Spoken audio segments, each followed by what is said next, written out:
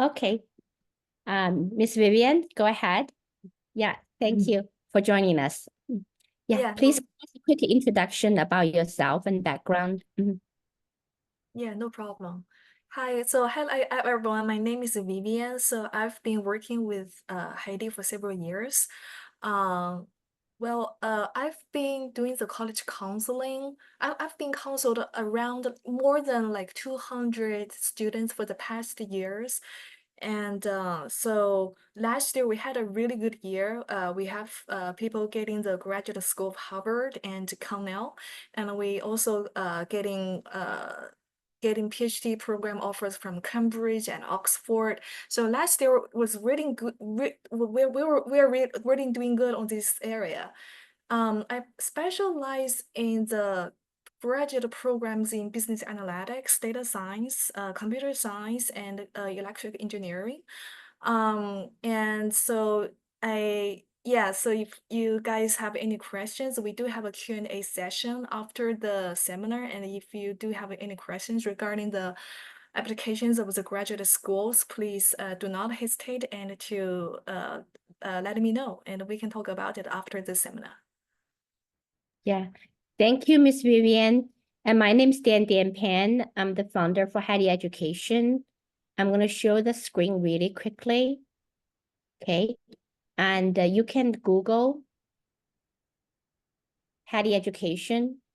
And wow, we have one more. So 177 Google reviews, majority of them 5.0. Thank parents and students for your support. And we are registered in San Diego. I was living there for 27 years. And however, right now I live right next to UC Berkeley in the Bay Area. And this is the main website, because the mobile version of it. We do college counseling, provide internship. We have variety of the online courses, group classes, mainly one-on-one, SAT training. We also have events. So this Miss Vivian's events is today for graduate school. And the next Sunday, our college, high school students going to college will share. So, and just give you a preview of where the students are going.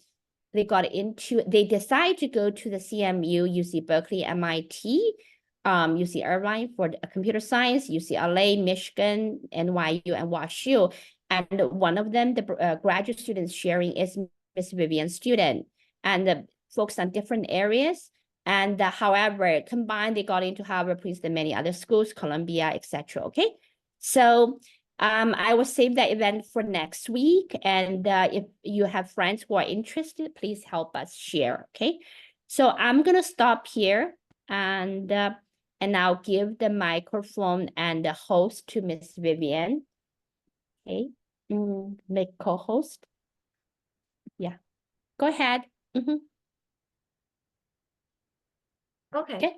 Yeah, Yeah. I think I'm the host now. Okay. Okay. All right. We still have people joining the meeting. Yeah, usually within the first 10-15 minutes, people are slowly joining. Yeah. Okay. Yeah. So just curious, before I started the seminar, I want to ask a question. So do all the parents or students joining the seminar today have students that are considering graduate schools? I think that's the case. Otherwise, Okay, they won't join. Some are UC Berkeley parents. Yeah, they already private messaged me. They I want see. to. I see. Because usually this kind of situation is very hard to see in the past years. I'm not sure if, like recently, what happened is in the tech industry, we've seen too many layoffs, and it's really not a good time for many new grads of the undergrad schools. I've seen students graduating from great schools, UC Berkeley, UC San Diego, Rice, but still have, difficulty to launch their new grad jobs. I think for this year is particularly very difficult for the new grad students. So that is why today I think we have a very meaningful seminar here, because this actually gives the parents or students another thought about graduate school and what value can bring to the students. Yeah. So Yeah, I've been doing a little bit of research today before I joined the meeting, and I found this interesting website called layoffs .fyi. I'm not sure if you guys heard of it. I'm typing it to the chat. Okay. Mhm. Yeah. So if you click on that website, you can see that well, although a lot of people thinking that the job market is doing very well, but if you look at the tech industry particularly, it's really not. So if you look at the 2024, even though it's only July, but we already see over 100K layoffs for the 2024. And for 2023, that is over 260 layoffs. And in 2022, that is over 16. Yeah, that is over 160K for 1 year. So what does that mean? That means in this job market, we have a lot of people who have, years of working experience. They're competing with the students who just come off from the college, and that really gives the students a very hard situation, a very challenging situation in order to land their first job. And from these statistics, I feel like this situation will not get any better for the year 2024. And gradually, usually it will take another 1 or 2 years for the job market to recover. So if you look at the layoff charts, we can see that in 2020, 2021, the job market is doing pretty well. We can see that in 2021, from the Q1 to Q4, we don't see many layoffs, and that is why for that particular 1 year, it's super easy for new grads to launch a job. It's just super easy because I have students graduate from that year, and I know that they can easily get a job interview and easily get a job offer. And sometimes, during the interviews, they even don't have to prepare much to pass those interviews. But if you look at 2022 to 23 and 24, we can see that the employees getting laid off, the chart, the percentage is getting really high, and even for 2024, it's still getting pretty high. So I think maybe looking at this chart, my guess is it takes another 1 2 year, at least 1 year, I would say, for this market to getting back. And so I think that is actually why just made me think, do we have some other options during this particular time of the during this particular time, I would say. Yeah. So before I start my seminar, I want to share a story of my student, getting admitted to Cornell this year. I think this is a very interesting case that I would really want to share, because this can tell the students, what the kind of students the graduate school are looking for, and also what kind of students are suitable, they're a great fit for graduate schools. To be honest, not every student should consider that path. I've seen many students who is just not the type of student who should go to graduate school. Like, they should just get a job after they graduate from the undergrad. But the parents, they have some unrealistic expectations from the students, and they don't know, they can't tell if their students, is good, if their kids are actually suitable for this career path. So to be honest, let me just share that student's story. So that student, when he first attended undergrad school, he was not the smartest student in his class. His overall GPA was only 3.0. And we all know that for 3.0 GPA student, of course, it's not one of the best students in the class. And actually, I can see a lot of C's and sometimes even D's in his transcript.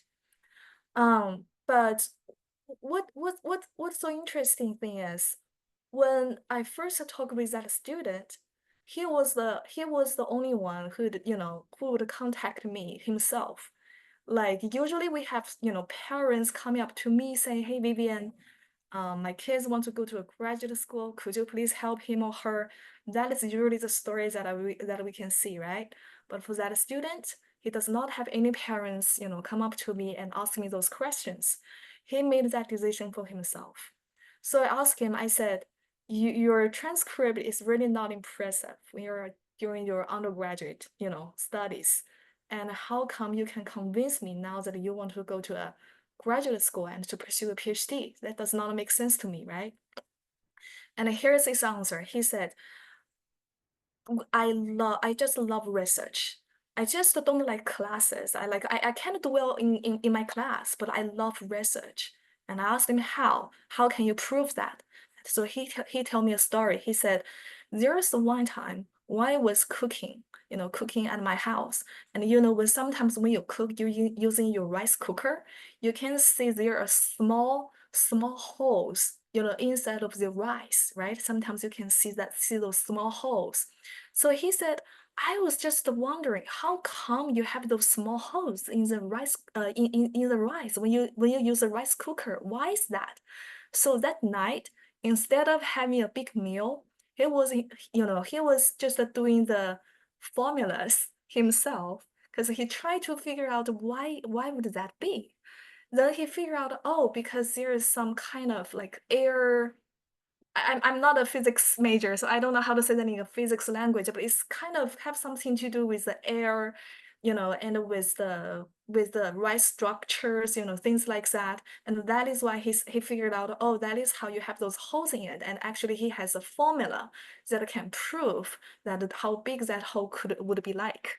And I'm just so surprised because this kind of story it's very hard to, to see from other students. So that is what the answer that I got from him. He said, I'm not the type of student who is really good at classes, but I do like research. And I want to see, if I can, if I can just learn some theories and to do some experiment with the guidance of the professor to fulfill my intellectual curiosity, And from that moment, I start to understand that he is the right type for the graduate schools. I would say one of the right types. We have several types that I would say later, but definitely he is one of the types that is very suitable for the graduate schools. So I think there's a myth when we talk about if your kids should go to graduate school or not, because many students or many parents would think, oh, they have to get a very good GPAs, like they have to get a 4.0 GPAs, right? They have to do research, a lot of research, during the undergrad in order for them to, to do well in the graduate level. It's like the graduate level is the extension of the undergrad studies. That is what I feel like. That is also what, a lot of students would say to me, like they just feel it's another extension of the undergrad, study journey. But the truth is, for a lot of graduate program, it's not. I would rather say it's not extension of your undergraduate studies, it's actually a job. Just to think about it, when you apply for the PhD programs, almost every single PhD program will ask you to do an interview with a professor. Why is that? Because by the end of the day, you have to do the research with the help of the professor. You need to communicate with the professor. You need to communicate with your seniors. It's like your colleagues. It's just like your manager, your boss, right? It's like, what do we call 老板, right? It's like your professor is your boss. So I would say the PhD is really not an extension of the undergrad, because now even say you have a great GPA, you might still not the research type.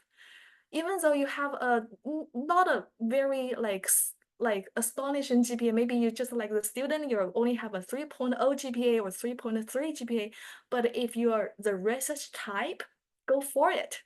Go for it. I would say this is a great opportunity, for you to not only to taste what the workplace look like, but also to enhance your resume. Because nowadays, if you go to Silicon Valley, if you look at those big companies, they love people with PhD degrees. Like I know that in my husband's company, they would specifically say that if you want to work in the AI area, you have to be a PhD holder. You can be the PhD of the math, you can be the PhD of the computer science or artificial intelligence, you can be the PhD of operation research or data science, or even electrical engineering or even like statistics. But as long as you have a PhD degree, they will give you an interviewing opportunity, for those like machine learning jobs. But if you do not have a PhD degree, even though you graduated from the undergrad like computer science, still you're probably not going to get anything, from those big companies. So I do want to emphasize here today that PhD degree has a lot of values when it compared to the undergrads.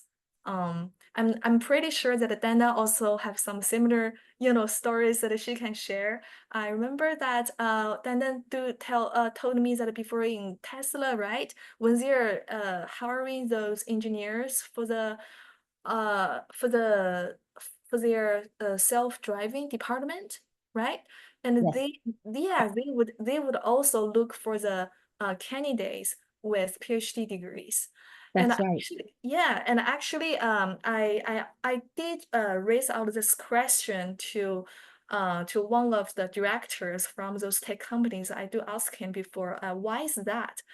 And I think he gave me a very interesting answer. He said that it's because when you have the PhD training, you have the critical thinking skills, you have the research abilities, you know how to solve a problem. But those things is very hard to train when you're in your undergrad studies. So what they want to see is a professional who is getting trained, by those core skills during their PhD studies. So that's why you can see that even a PhD student who, majors in statistics has more power in this job market, instead of, a computer science degree. So that's very interesting to see that, So yeah, with that being said, so I think that students, he he he is a very good example of what kind of students the professor wants to admit, or I would say wants to hire. It's like so I don't worry if your kids does not have a very good GPA, because if your students they do love intellectual, they do have the intellectual intelligence, and they do like to do research, and they know how to do the research, and they love to think. I think, just to go out and try, and then maybe you will be surprised of what kind of offer students could get eventually. Yes.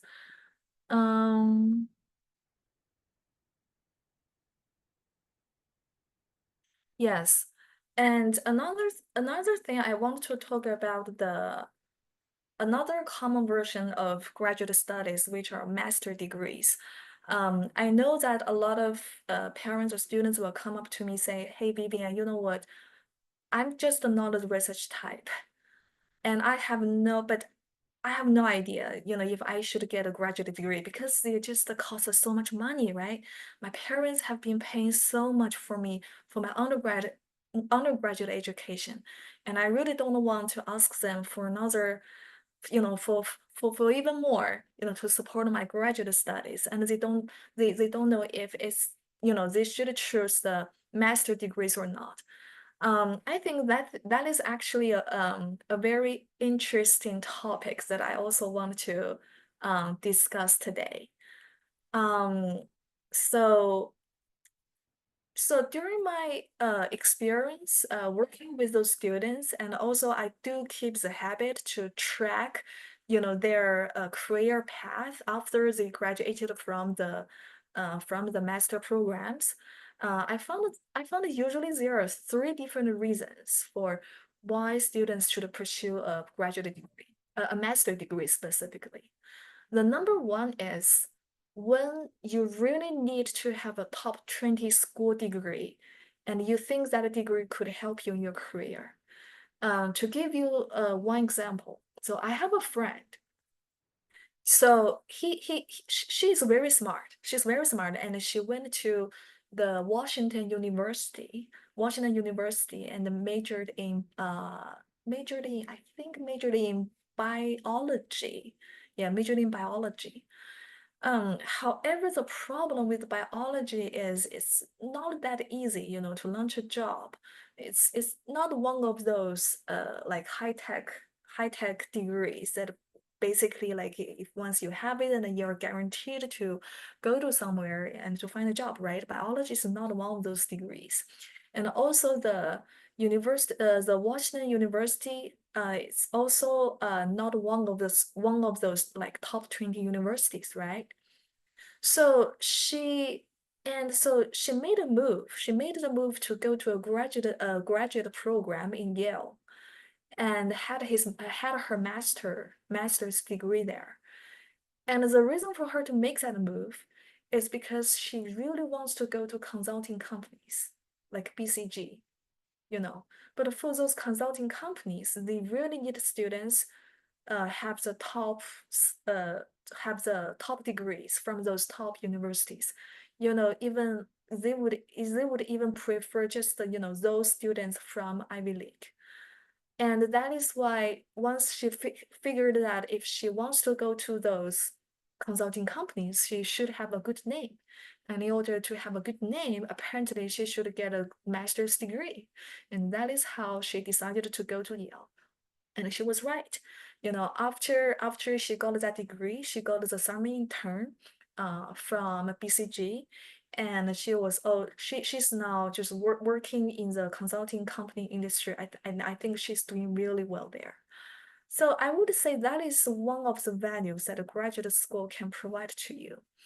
Um, uh, the top 20 schools, they do hold values in some industries. I wouldn't say in every industry. For example, if you are computer science degree, probably like a degree from UIUC or Georgia Tech might just even better than some of those like like degrees from Duke or Rice, I would say.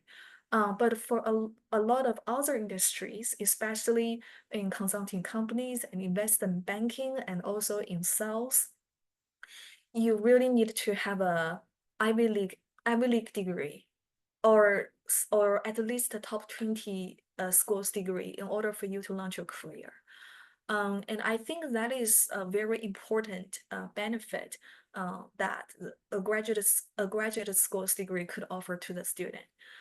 So many students would ask me, how would I know that will be something that I can get after that degree? I said, actually, the answer is really, really simple. You go to the school's website and you click on the career perspectives. And many times those schools will share the data of where those graduates will go after 6 months or 3 months after graduation of the program.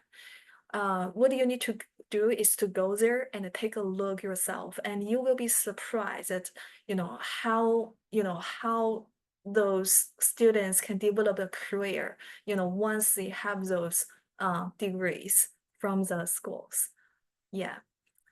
And another thing that I want to talk about is to change your career. I know that in the undergrad studies, I've seen many students who are not happy with the situation they're in right now. For example, I've seen a lot of students from business schools complaining to me that they cannot launch a job after the business school. Also, I've seen a lot of students who majors in like history or media or communications, and they would complain that it's so hard to, to launch a job for those traditional like liberal arts majors. And I think for those kind of students, I would highly recommend to gain a graduate degree, because for a lot of graduate degrees, it actually gives you a chance to change your major and change your career. Let me give you an example. I have a student who graduated from a business degree, undergrad business degree a couple of years ago.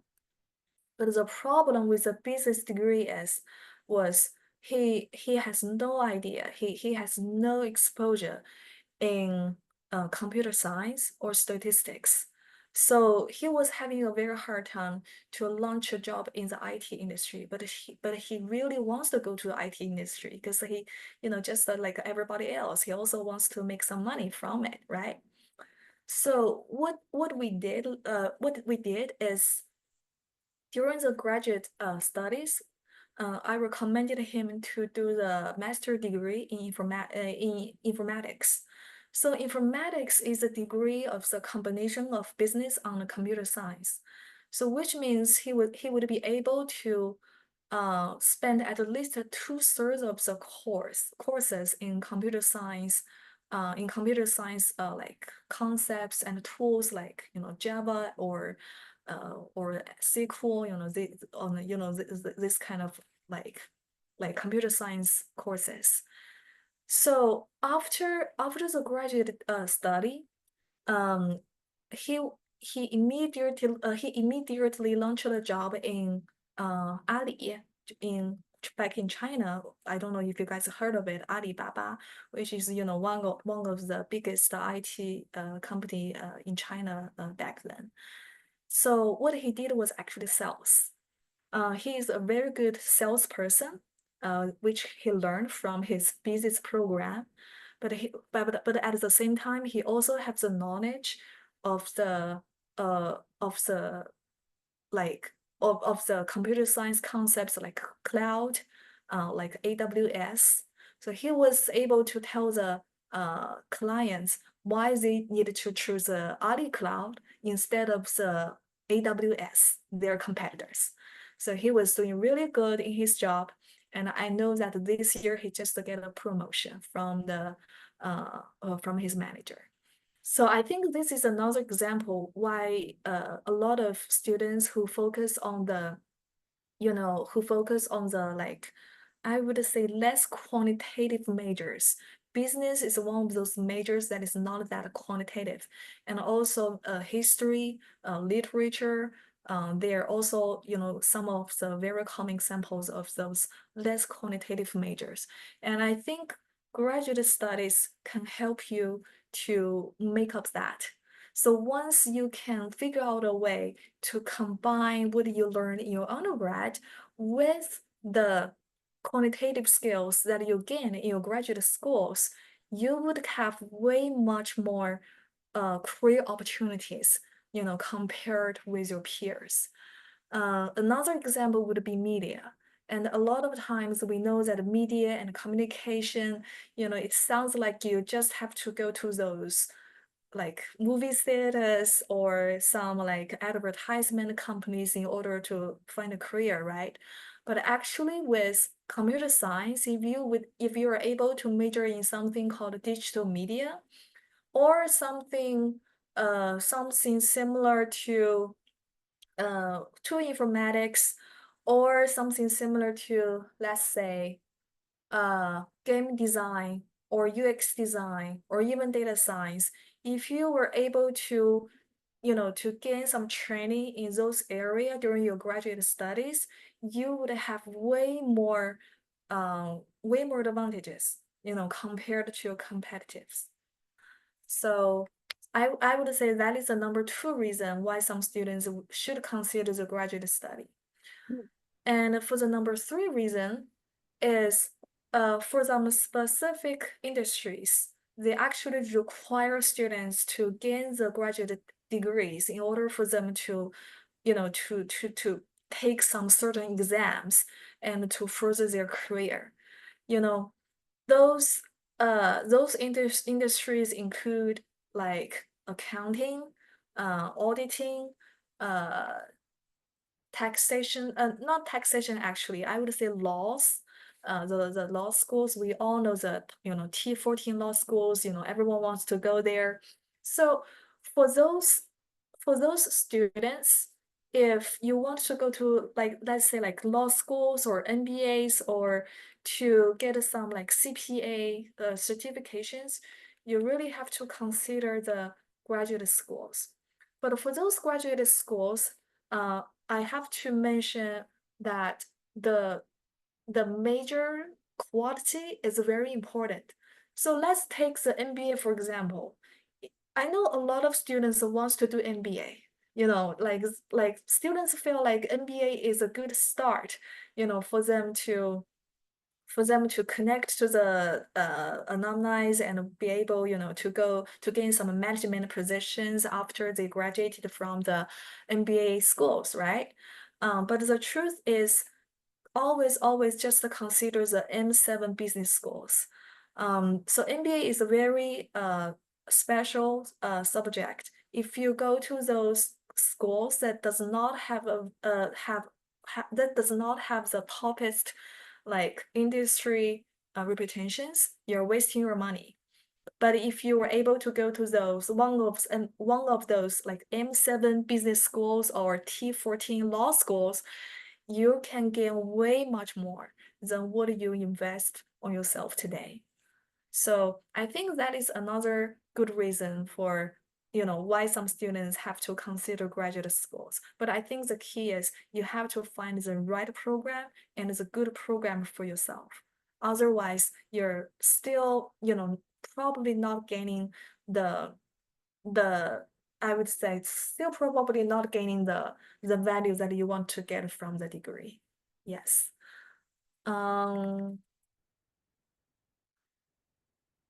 Okay. So let's see. Do we have any questions about this? Do I have to pause here and I can answer some questions so far? Yeah. So when you talk about Miss Vivian, so from the change of undergraduate to graduate is a really good point. Myself is a good testimony. I have an undergraduate in English, which is completely, people think it's useless, okay? A foreign language. But I pursued my graduate work in political science. It's also, people think it's useless. But then I got a MS in economics, okay? So I think that's more useful, and it's a Master of Science, which I have a BA. And that degree enabled me to get landed in high-tech job at Qualcomm about 30 years ago. In US, graduate school and undergraduate school, the majors you do not have to match exactly. And they're more looking at your learning capability. You don't have to major exactly the same thing and get a graduate degree in the other thing. That's the beauty of US advanced education. So anyway. That's true. That's true. Last year we have a student from Haiti, and he was a business major, but he just not the business person. Like he's very shy. When I did the counseling with him, he cannot even finish like one sentence. He's just one of the guys who is so shy and does not know how to initiate a conversation. But very unluckily, he is also from the business major. So I asked him, I said, have you ever considered computer science? And then so he told me this, the kids told me that, okay, I love coding. And actually he scored great scores in one of the, coding, like fundamental, like coding lessons from his school. But he just felt like he can't get any CS degree, and I told him that's not true. Actually, you can try. And that is what he did. And actually this year, we were able to gain the computer science degree from the Northeastern University, and also a data science degree from WUSO, the Washington University at St. Louis. So he was very happy with the decision that he made because he was able to make the, great career transfer for himself. And I can see that maybe after 2 or 3 trainings of the program, he would be able to launch a great job, in the IT industry. That is how I feel.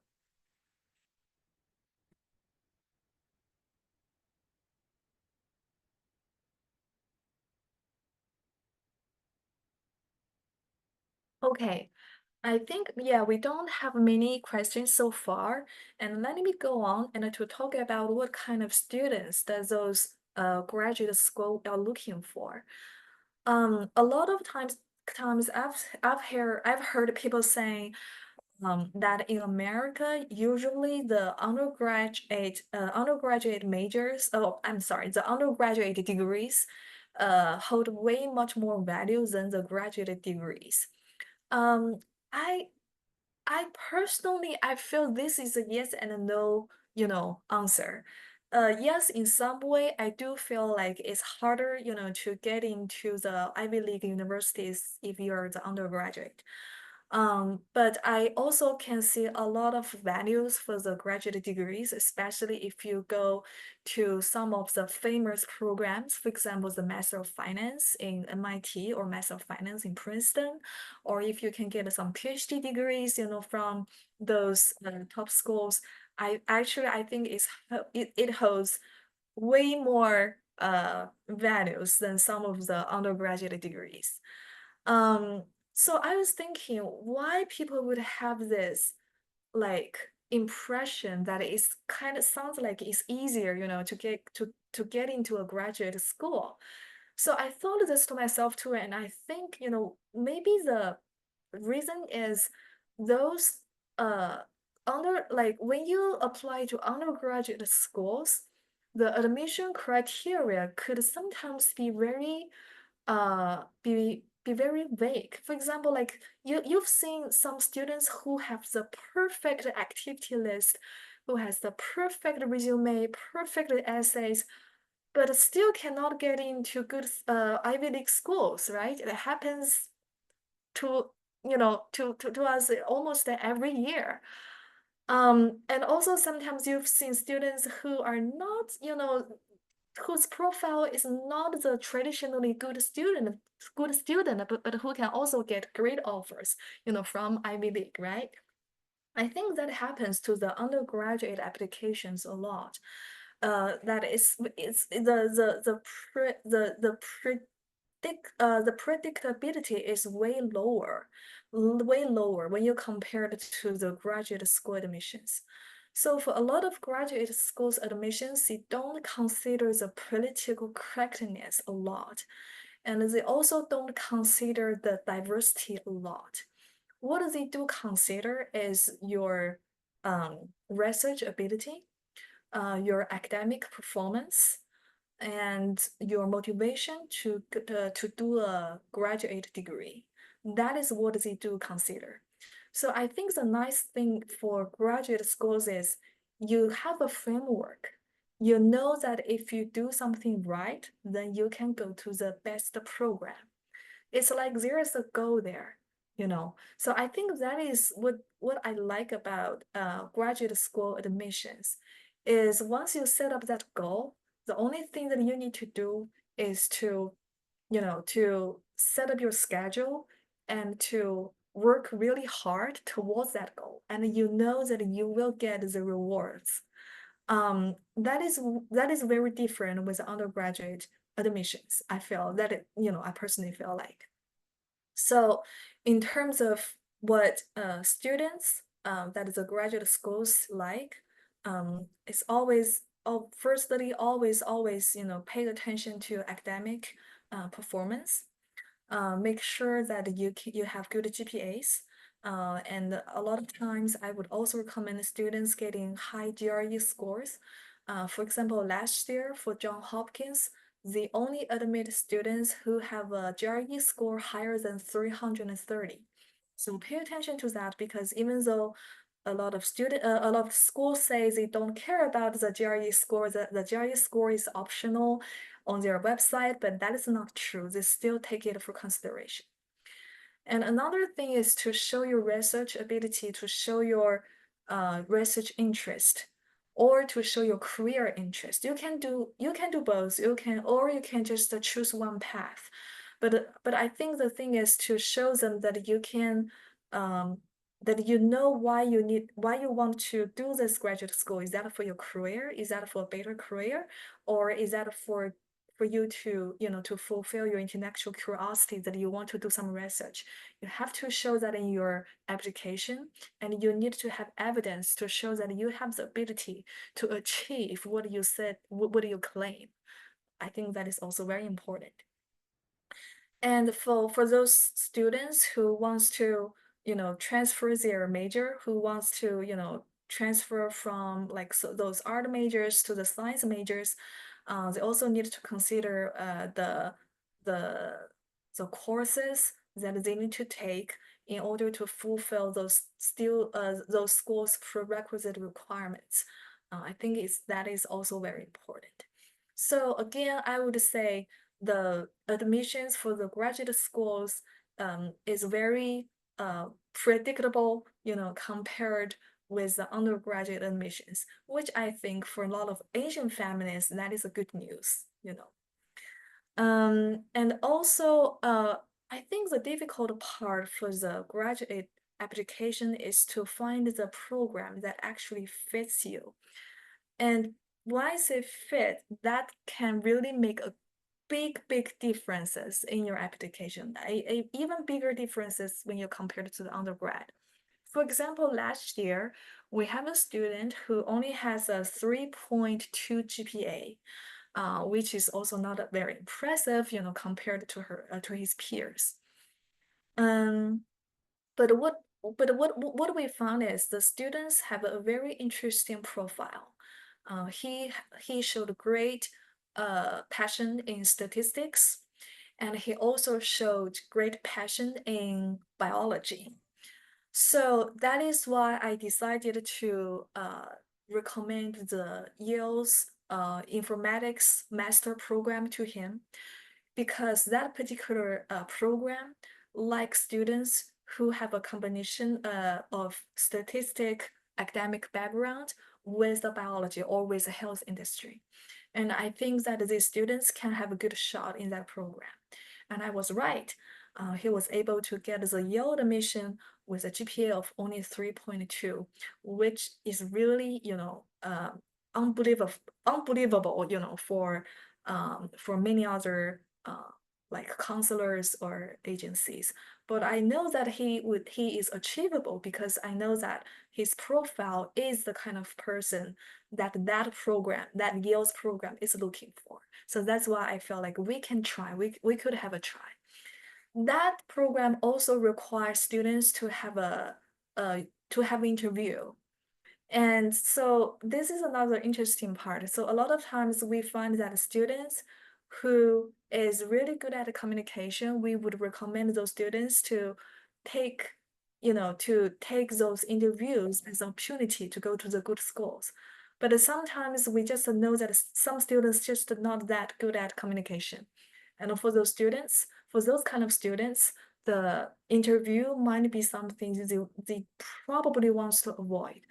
But if you can prepare your graduate schools, if you can prepare for your, graduate applications early, I would highly recommend everyone to practice your public speaking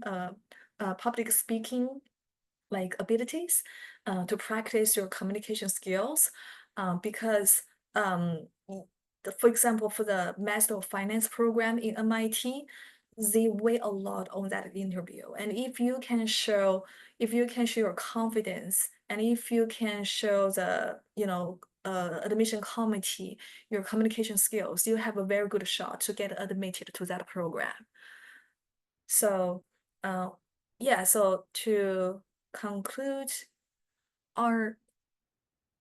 okay, so I see students ask me, are activities such as being a leader or officer for an engineering club good for the engineering or CS graduate admissions? Well, good question. Well, I would say the title does not mean a lot. when you talk about being a leader or officer, my question is what kind of leader, what kind of responsibilities that you have in that engineering club?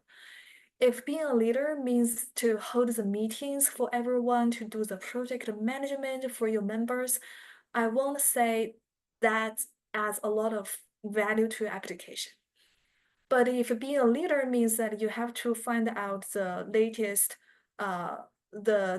like good ideas for your engineering club, club members to try or to like organize some like research seminars for your club members to discuss every week. If you're kind of the leaders that can lead those kind of research oriented stuff, I would say yes, that can add weight to your admissions. Well, I think actually there's an example in 2022, I have a student who majors in math, and that math student has no actually he has no experience in his internship. He has zero internship. He has zero research experiences at all. But back then, what he had was he is a leader for a math seminar, and as that leader, he would do weekly meetings with the members in that seminar, and each member would be responsible to talk about one specific chapter of that math book. So with that activity, he was able to get the admission from the University of Chicago and also from New York University. So you can see that being a leader, I think it really depending on what kind of activity that you did there, what kind of responsibility that you actually did there. That actually that matters more. Yeah, I hope this answers your question. Do you mind if I ask another question? Yes, sure. Because undergrad applications are reviewed by the school, so they care a lot about extracurricular, like volunteer, like how much contribution you've made to the society, even if you're applying to computer science, say. So for grad schools, are the applications reviewed directly by the department itself? So do they care as much if you're doing like volunteer work, things like that? Not every graduate school's applications is reviewed by the department directly. I know that Stanford, they usually have a like a admission committee where the committee will set the hard lines, for the admission criteria. But I also know that for a lot of other schools, for example, for the Georgia University, they actually don't. We have a student this year. He already gets the admission from the Georgia University even before we write, we submitted any application for him because he already get this verbal offer from his professor. So you can see that it's not always the case that the admission committee has a final say. A lot of times it's actually the professor who has a final say. And to go back to your question, you're asking if the volunteer activities actually count in your applications, right? It really depends on what kind of major you're applying to.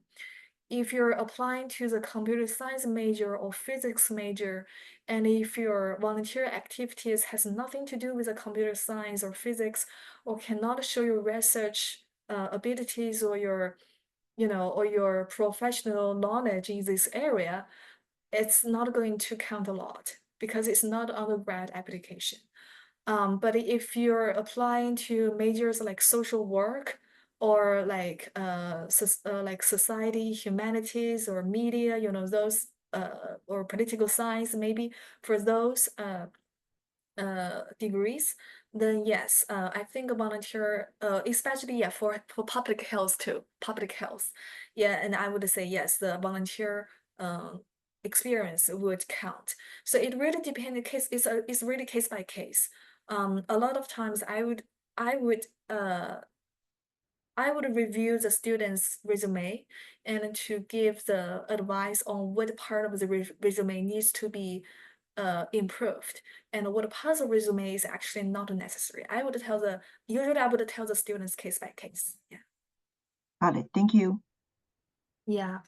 Regarding your math major applicant, if he or she didn't have much activities, how do they get letters of recommendations? Good question. So for that case, he actually get all his three recommendation letters from his professors.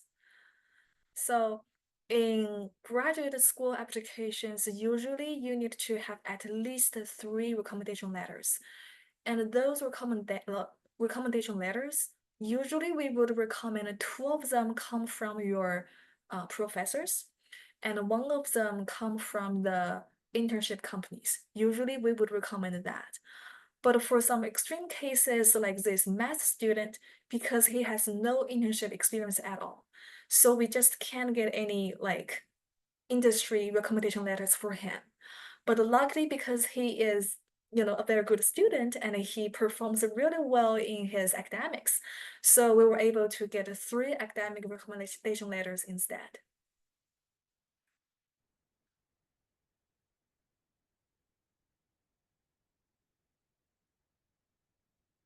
Okay.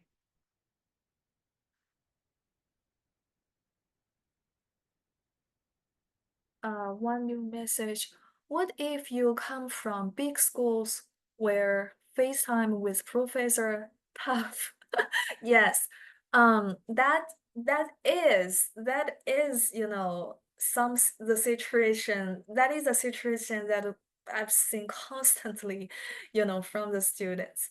So first of all, I would recommend try your best, to go to the professor's office hours so that at least the professors, have some impressions, from you. I think that is important. But let's say if you want to do an application this year and it's already July and you feel like, oh, there's no way for me to attract the professor's attentions anymore. I would recommend try to find research opportunities in your school. Last year, we also have a student who just have the same situation as you. And what I did is I told the students, I say, so hey, now it's August, right? You still have like 1 or 2 months to go there and ask any professors and you can find your school and to ask for the research opportunities. And so that students literally, she went out there and asked every single one of the professors that she could find in her department. And that is how she was able to get like 3 research opportunities from 3 different professors.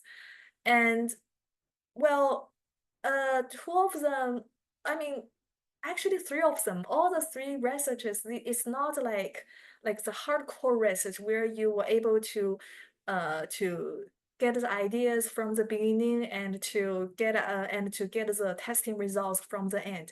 I mean, maybe for some of the research, she was only responsible for collecting the research papers and to conduct some research seminars for the students, maybe. But I think that's okay because in terms of recommendation letters, it's way enough. It's enough. So I would recommend that if you really don't have many professors to talk to or feel like they don't know you enough, try to find as many as research opportunities from those professors, as many as you can. That can make a difference in your application.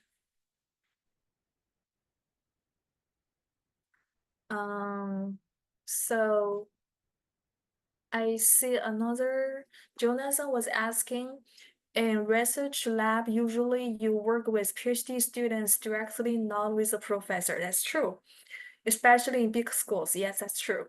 How do you get letters from professors? You can ask. A lot of times, yes, you do work with the PhD students, but a lot of times if you directly, ask the professor, hey, I work in your lab and I work with this PhD student, can you please still give me a recommendation letter? A lot of times, professor will say yes. And what they will do is they will ask the PhD student to make a recommendation letter draft. And after he reviews that draft and he feels like it makes sense, it's not exaggerating anything, then the professor will say, okay, I will sign my name on the letter. So I think you can always go and ask, because it happens a lot. Many times the students, they are not doing the research with the professor, they are doing the research with a PhD, but I think that should be okay, it should just be fine. So a math undergrad student is an editor of Berkeley Science Journal, non-researching experience. How should she articulate her graduation application? Well, that is a very hard question, because I feel like right now there is only one activity there, which is an editor of Berkeley Science Journal. I'm not sure what is editor's daily tasks are. It's really hard to say right now, because I don't see the big profile. I need to see a more holistic profile in order for me to make a judgment. Yeah, sorry. Yeah, I think right now, well, you mentioned that the student does not have a researching experience. You don't have to worry about that too much, because a lot of students, they don't have enough research experience in their application to support them. But again, I think we need to see the holistic profile in order for us to figure out, what could be the values that we can dig from your previous activities. Yeah, and I know especially for math students, it's not that easy to get research experience. It's not that easy, because for a lot of math students, it's just that many of the students, they like to do seminars instead of research. So if your student also has some experience in math seminars, I think that can, count towards to research as well. So you can go and ask her, if she has, if she has some experience on that.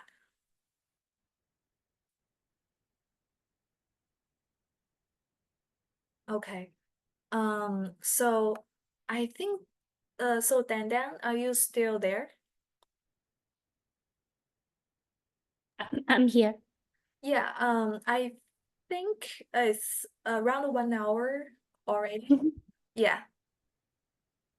Okay. Do you guys have more questions? Yeah. Anyway, so maybe a couple of items to add, Miss Vivian. It's about letter rec, right? Letter rec is important, right? Recommendation letter. Yeah, recommendation letters, they are important. Yes, they are. Yeah. So if you want to apply for graduate school, you need to have a good relationship with your professor, undergraduate. Yes, that's the best. And then for a PhD, also, Miss Vivian has much more experience than myself, but my son is just getting declared for computer science at UC Berkeley. So now he's changing to theoretical math. And just based my conversation with him, the computer science and the math PhD route is very, very different.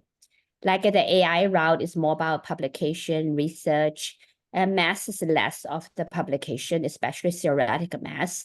So it really depends on, like, when you apply for top schools, the track for different major, how you prepare for it, it's quite different. Medical school will require research and also some volunteering and practical experience, which is a completely different route from how you prepare for computer science. I mean, there's also, of course, overlapping portion of the research. It is very important. Right, Miss Vivian? Yes, that's true. Yeah. And then I would like to also echo one thing and give a lot of credit to Miss Vivian about PhD at Harvard and Cornell is very, very difficult. And I observe my son's students, the friends 1 year older, they're applying, they're UC Berkeley undergraduate, and getting to some of the school, it seems very, very hard.